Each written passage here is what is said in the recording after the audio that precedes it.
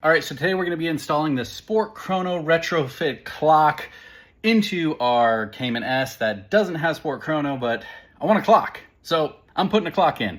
So I'm going to show you how to do it.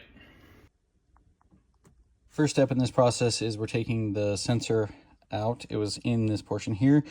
You need to take the whole panel off, so you got to disconnect this here before you can get a little screwdriver in so you can pry the little tabs on the outsides. So then you can pry that out, and then you snap that one into there.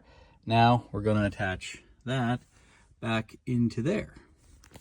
So now at this point, what we're going to do is we're going to remove these side trims here. So it's literally just some pulling.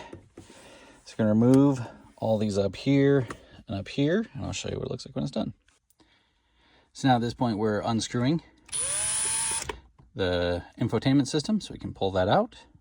So now you have these pieces here and here, and you're just gonna pull them straight out. So just like that. Leave them to the side. Now you can get to the other screws here and here. Now at this juncture, we're able to pull the infotainment system out, and I'm gonna use two hands right here so I don't break anything, so we can get to behind it. Okay, so now you routed the cable that came on the clock down through here. Now you unhook this from the radio. Now you have this plug. One thing you might note, your adapter looks oddly familiar, right? So now I can take this piece and I can plug it in here, and then I can plug this into the back of the dash, into the back of the radio. And you should get this oddly satisfying click, letting you know that that's nice and secured in that piece. And just the same, so now we're plugging this into the radio. I have to use two hands, so sorry I won't be able to capture it, but you push this in, clip this down. Okay, so now once that is complete, now we should be able to test this out and see if everything still works. That is on.